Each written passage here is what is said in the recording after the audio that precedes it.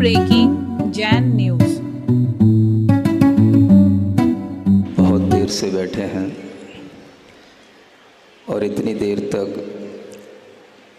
अगर कोई बैठ पाता है तो ये बात निश्चित है कि वह अरहम योग भी बहुत अच्छे ढंग से कर सकता है।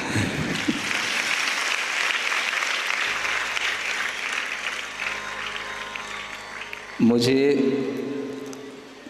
प्रसन्नता है कि आप प्रसन्न हैं। मुझे खुशी इस बात की है कि आप खुश हैं। आप क्यों खुश हैं? सभी लोग खुश हैं। क्यों खुश हैं? आज क्या हो गया ऐसा जो आप बहुत खुश हैं? नाम पर नाम आए जा रहे हैं। सभी लोग आज ही सब नाम चाहते हैं। क्यों चाहते हैं? कल का इंतज़ार क्यों नहीं कर रहे हैं? क्योंकि सबको पता है ब्याह जिस दिन होता है उसी दिन की रंगत होती है, और उस दिन की रंगत में जो बाराती शामिल हो जाते हैं उन्हें उस कार्यक्रम का हमेशा हमेशा अनुभव बना रहता है। आप लोग आज सुबह से वर्धमान भगवान का विधान करने के बाद दोपहर से मंगल कार्य करने में, अपनी खुशियां मनाने में बहुत अच्छे ढंग से अच्छी प्रस्तुतियां दे रहे थे, और मुझे सुनना तो पड़ेगा ही, और मैं सुन रहा था। सभी तरह के कार्यक्रम हुए। उन कार्यक्रमों में आपने ध्वजारोहण का भी कार्यक्रम किया, और उस कार्यक्रम में मुझे आगरा की ही याद आ गई, क्योंकि जब आगरा में कार्यक्रम हुआ था ध्वजारोहण का, तब भी इन्हीं पाटनी जी ने किया था और ध्वजा उत्तर दिशा में ही गई थी। आज फिर इन्होंने ये कार्यक्रम किया, ध्वजा उत्तर दिशा में गई। अपने आप में कॉन्फिडेंट होना बहुत बड़ी चीज़ होती है।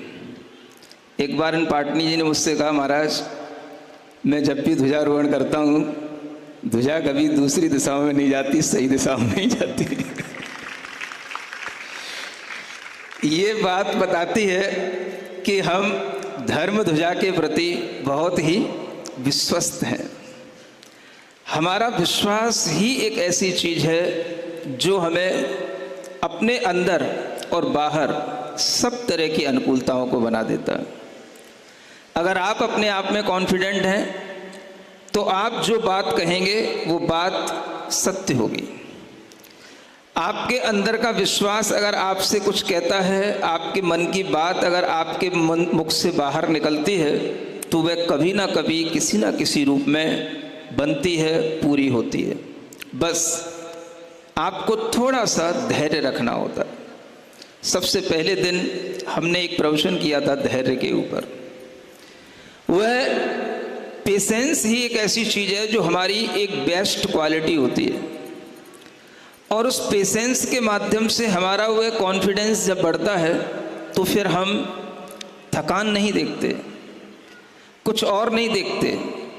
हमारा विश्वास इस बात पर रहता है कि हम जिस कार्य के लिए आए हैं उस कार्य को हम पूर्ण करेंगे। और मुझे इस बात की भी खुशी है कि आप 1 बजे से यहाँ बैठे हैं और आपका धैर्य डगमगाया नहीं, मानो हमारी शिक्षा आपके ऊपर पूरी लागू हो रही है। आपका यह धैर्य आपके जीवन में बहुत काम आएगा। आपका यह धैर्य आपको कई तरह की दुविधाओं से आपको बचाएगा, और आपका यह धैर्य ही है जो आपने सुना होगा। यहाँ पर कुछ महोदय कह रहे थे कि हम 4 साल से जयपुर के लिए प्रयास कर रहे थे। उनमें पंडित सीताचंद जी भी थे, और डीसी जैन और सुशील जी आदि सभी थे, और उनके साथ साथ पाटनी जी की भी भावना थी। जब भी आते थे कहते थे, महाराज राजस्थान पधारो, राजस्थान पधारो। अब यह भावना पूरी होने पर मुझे ये समझ आता है कि आप लोगों को तो खुशी इस बात की है कि महाराज चातुर्मास करने के लिए जयपुर आ गए। आपको इसी बात की खुशी है ना?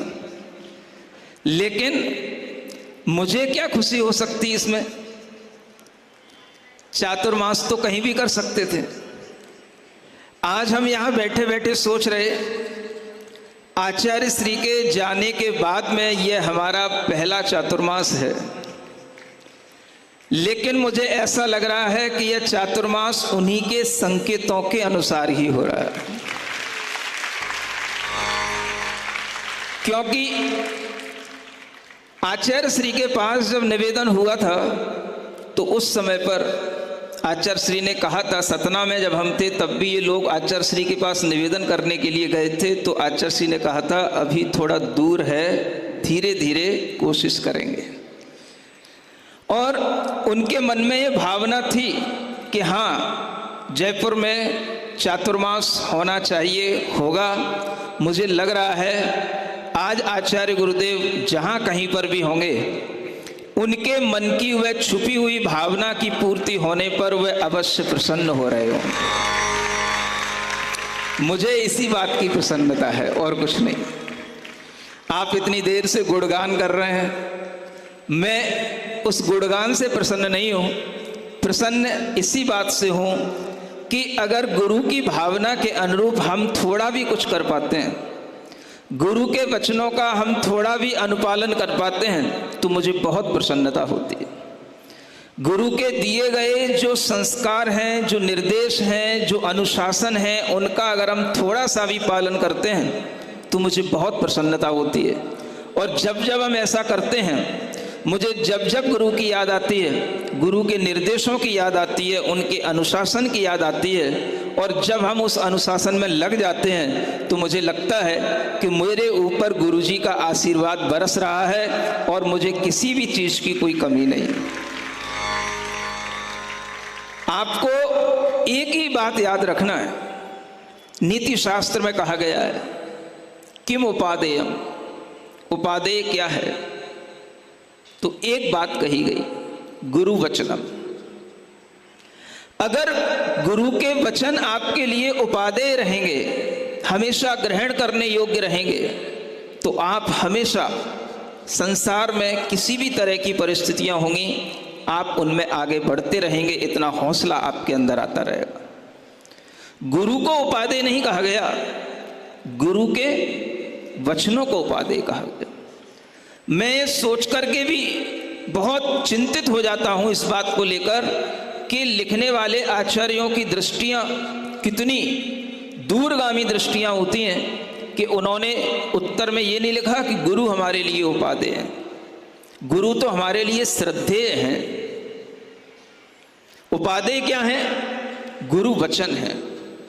अब मुझे याद आता है ये बात क्यों सत्य है, क्योंकि गुरु के जाने के बाद भी गुरु के वचन हमारे कानों में गूंजते हैं, हमारे मस्तिष्क में गूंजते हैं, तो मुझे लगता है कि गुरु वचन ही उपादेय होते हैं। और इस तरह के उपादेयता के भाव को ध्यान में रख करके अगर आप चलते हैं तो आपको कभी भी गुरु की कमी नहीं खलेगी। गुरु हमेशा आपको दिखाई देंगे, बस आप गुरु वचनों का पालन करते हुए आगे बढ़ें।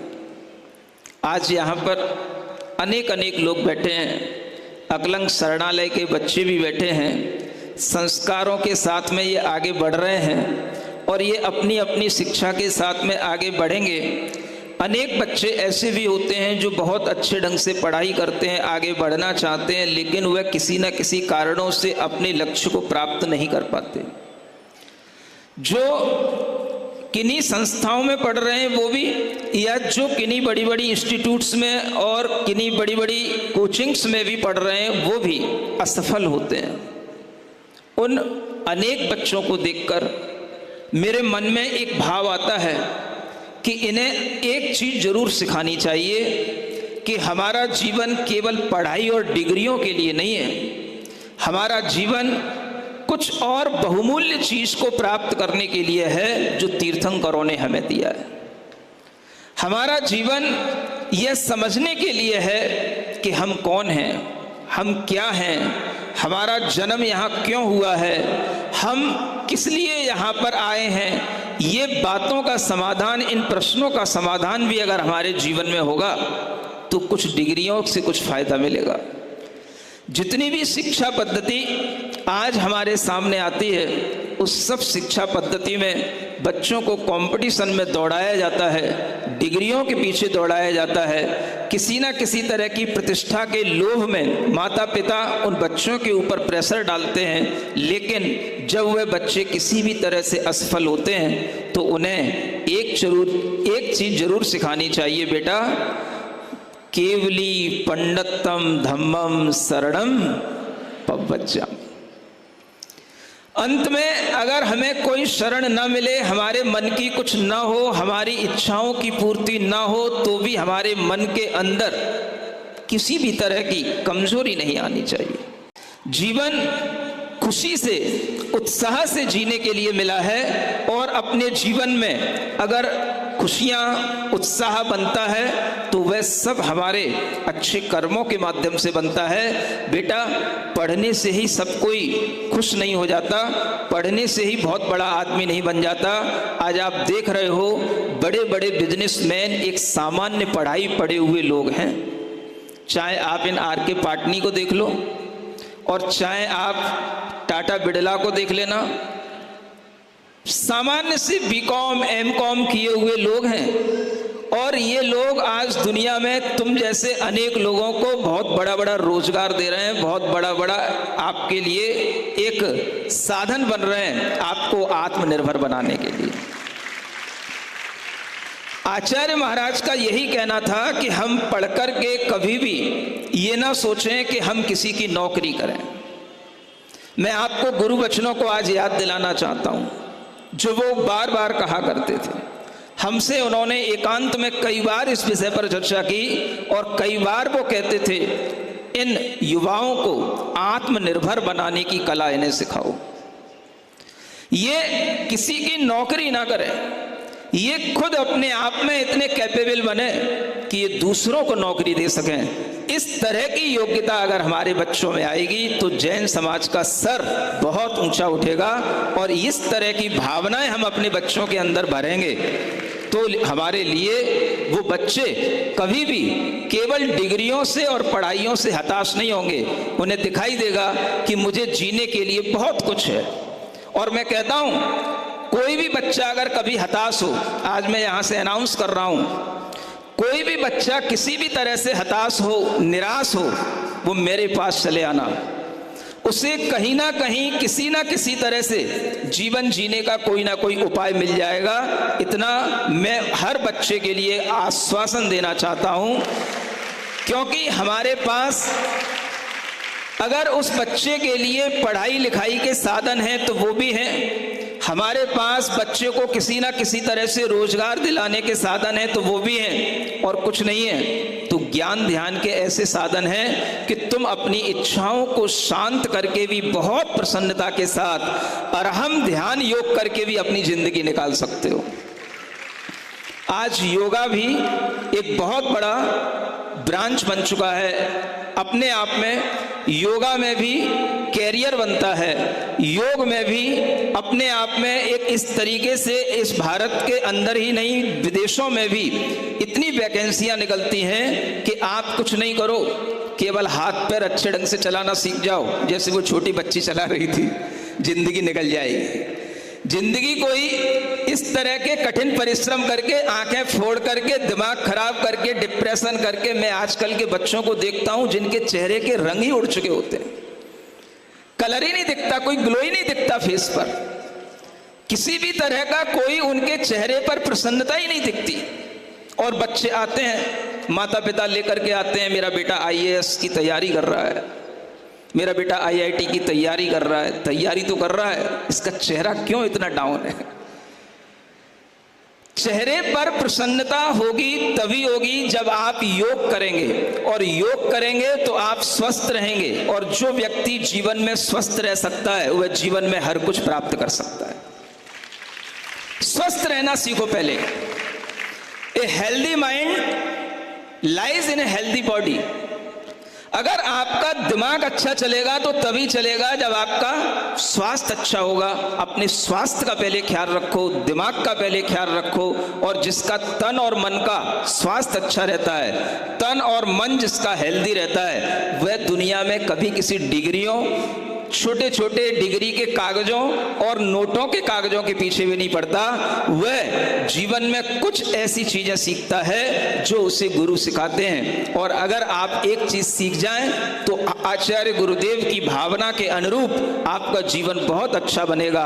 अपने जीवन में यह विश्वास लाओ कि हम न केवल अपने लिए कुछ करेंगे, किंतु अपने साथ साथ ऐसा कुछ काम करेंगे जिससे हम अनेक और जीवों के लिए भी कुछ आइडियल बनेंगे और अनेक जीवों के लिए भी हम संबल बनने का कारण बनेंगे।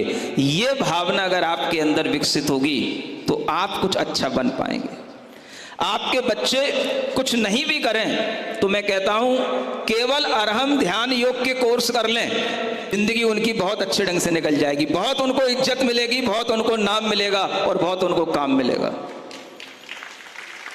आप इसे छोटा ना समझें, ये बहुत बड़ी चीज है। आज दुनिया में इस चीज की बहुत जरूरत है। हर एक घर के निकट में कोई ना कोई आज एक इस तरीके के योगा इंस्ट्रक्टर की जरूरत है जो हर किसी को संभाल पाए। और आज हम देख रहे हैं कि अनेक मेहनतों के बाद भी आज अरहम योग टीम ने लगभग 500 साढ़े 500 अंतरप्पा ऐसे तैयार कर लिए हैं, 550 ऐसे लोग तैयार कर लिए हैं जो आपको अरहम योग सिखा सकते हैं। अगर ये संख्या बढ़ती है तो मैं आपसे कहता हूं आपको इसमें भी कैरियर बनता हुआ दिखाई देगा। आज आप इससे भी अपनी अर्निंग कर सकेंगे। आपको किसी तरह से परेशान होने की जरूरत नहीं है। आप अपने बच्चों को पढ़ाइए, बच्चे जहां पढ़ रहे हैं पढ़ जाएं, अगर नहीं पढ़ जाएं मेरे पास चले आना। कितना भी बीकॉम होगा, बीकॉम होगा, बेकाम का होगा तो भी मैं उसे काम का बना दूंगा।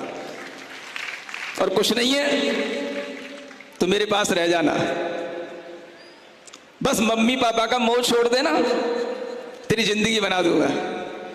5 साल के अंदर तुझे लगने लगेगा कि मैं अब दूसरों के लिए बहुत कुछ कर सकता हूं और मेरी जिंदगी पढ़ने की अपेक्षा से जब हमारे जीवन में धार्मिकता आ जाती है, संस्कार आ जाते हैं और जब हमें सम्यक ज्ञान मिल जाता है तो फिर हमें अपनी जिंदगी बनाने का खुद तजुर्बा आ जाता है। और इस तरह की चीजें धर्म में भी हैं। आप धर्म के साथ जीना सीखें। धर्म को केवल मंदिर की क्रियाओं तक सीमित न रखें। धर्म को जीने के लिए ही ये अरहम ध्यान योग का प्लेटफॉर्म है। आप इस तरीके से धर्म को अपनाएं कि आपको हर क्रिया में ये लगे कि यह क्रिया हमारी सार्थक है। और इस तरह की सार्थकता बनाने के लिए ही हर बच्चे और बच्ची और हर आने वाली पीढ़ी के चेहरे पर खुशी लाने के लिए ही यह अरहम ध्यान योग की प्रक्रिया है। इसलिए आपको कुछ आए या ना आए, मुस्कुराते रहिए, खुश रहिए, धैर्य के साथ अपना जीवन आगे बढ़ाइए। आपका समय बहुत हो रहा है और मैं ये देख रहा हूँ कि आप अभी भी बिल्कुल स्तब्ध बैठे हैं और अब मैं बोलता भी जाऊँगा तो आप उठेंगे नहीं। लेकिन मुझे लग रहा है कि आप सबके रात्रि भोजन का त्याग होगा, 6 बजने वाली होगी। आप अपने मन में इस तरह का उत्साह बना करके रखें कि आने वाले समय में जो सुबह पारस कथा चल रही है और शाम को जो बच्चों के लिए स्पेशल कार्यक्रम मैं कुछ देना चाह रहा हूं, उन दोनों चीजों में आप अपने आप को एंगेज रखेंगे तो आपको 4 महीने के अंदर बहुत बड़े बड़े लाभ आपके जीवन में दिखाई देंगे। मैं गारंटी से कह सकता हूं जीवन भर आपने जो धर्म किया होगा उससे आपके अंदर जो चेंज नहीं आया होगा वो चेंज आपको मैं 4 महीने के अंदर लाके दिखाऊंगा। ये मेरा कॉन्फिडेंस है। जो इस तरह की यहां पर कार्यवाही की जा रही हैं, जो यहाँ पर आपके सामने डेटें बताई गई हैं, जो यहाँ पर आने वाले योजनाएं हैं, उन सब योजनाओं से अगर आप जुड़ते हैं, जो भी यहाँ पर घोषणाएं की गई हैं, जो शिविर यहाँ पर लगने वाले हैं, उनसे अगर आप जुड़ते हैं तो आपको बहुत अद्भुत लाभ होंगे, हर क्लास के लोगों के लिए लाभ होंगे। इसलिए आज अधिक न कहते हुए कल सुबह की पारस कथा का आप लोग इंतजार करें। आज वह पारस कथा नहीं हुई, आज वर्धमान भगवान महावीर स्वामी की कथा हो गई और कुछ आप लोगों की कथा हो गई। इस तरह से हम अपने मन में एक अच्छा भाव बनाएं